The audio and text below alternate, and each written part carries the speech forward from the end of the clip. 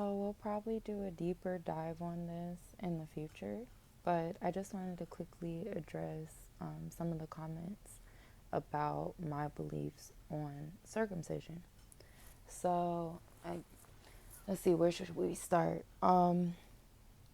Basically, my personal belief is that male children, when they're born and they're circumcised, I can't speak for all countries, but at least here in America, they are trying to set up boys for a lifetime of sexual deviancy. What I mean is, when God made us, He made us perfect, meaning our bodies are, if put in the right environment, can heal themselves. They will take care of themselves. Your body can be very good to you. God gave us all of our organs that we needed. God gave us every single body part, basically serves a purpose. So I have always been skeptical and didn't understand why, when children are born, their foreskin is manipulated. And then I would, look it up, and I learned that it was in the Bible. So I look up a biblical circumcision. Anybody can do it on the internet. And they literally take off a pinch. It's like a little pinch. The part on the top that kind of looks like a suction, they snip like a little baby snip. That's biblical. What they do in America, though, is they take the entire part that is entire over the entire tip. They cut it all the way down. They don't take that little snip. They take a big chunk. And I think it's like the nine most sensitive parts. The nine most sensitive parts are in that tip. So when you take away the foreskin that's protecting it from clothing friction, constant stimulation,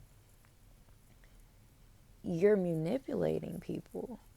And men have kind of been victims. I shouldn't even say kind of. I really want to stand on what I'm saying because I've been believing this for a very long time.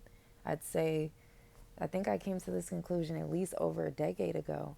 But I was like, why is it that when I meet men that are usually uncut, they just have a different energy? Like, certain men just have that energy. You don't even have to ask. Like, a lot of times, like, that's what it be, that energy.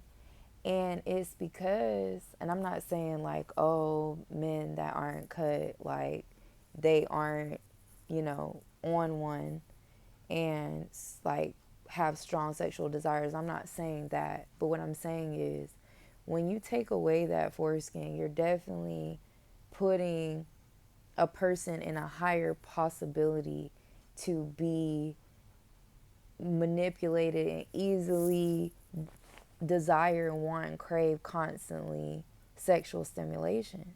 It's because you mutilated these boys, these young boys. Like, literally the most painful scream you ever hear is a baby getting circumcised. If you've never seen it, it's one of the most heartbreaking things ever. It's very painful. There's a lot of psychological, mental, and emotional trauma that's apparently associated with it, just beyond just the physical part.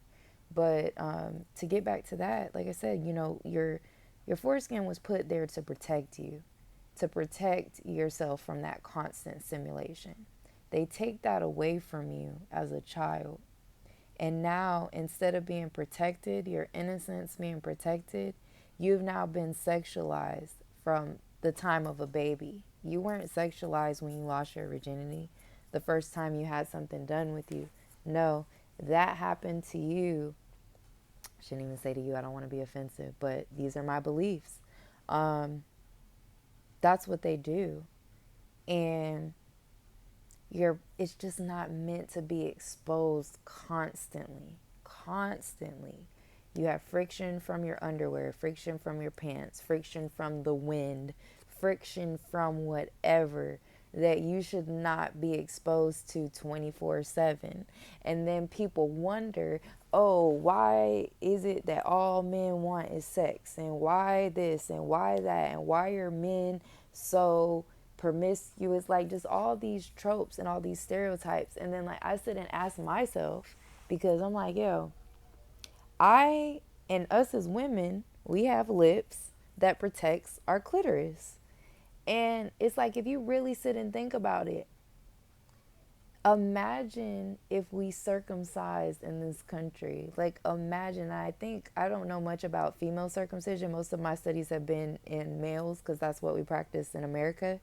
But like, we know, in foreign countries, African countries, whatever, a lot of people do female circumcisions. And it's just that constant exposure. Like, I just cannot fathom how, like, we don't, like, this isn't a common thought. And there's so much negative, stereotypes around, like, oh, you get circumcised for hygienic purposes. I hate to tell you, it's just like all these trends about BBL smelling and all types of stuff, right? If you have bad hygiene, you're going to smell. It has nothing to do with being circumcised. It has nothing to do with being uncircumcised. It has nothing to do with any of that. It has everything to do with how you clean yourself. Period. Period. But again, just the fact that we mutilate our bodies in a way that goes against God. Like, why would you get rid of that foreskin? Why? Because it's a part of the system.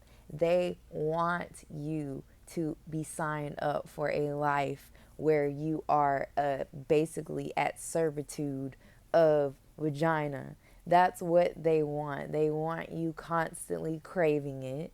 So, a lot of them go out of their way to push this agenda to get people to believe that this is what you're supposed to do. I'm not here to knock anybody. Do what you want to do with your kids, whatever. I would never get any child circumcised if I were you. Just wouldn't recommend it. There's nothing good about it. There's nothing good that comes from it. It's unnecessary. It's mutilating you sexually. It's manipulating your mind. There's a lot of psychological trauma that has been put in these babies since birth.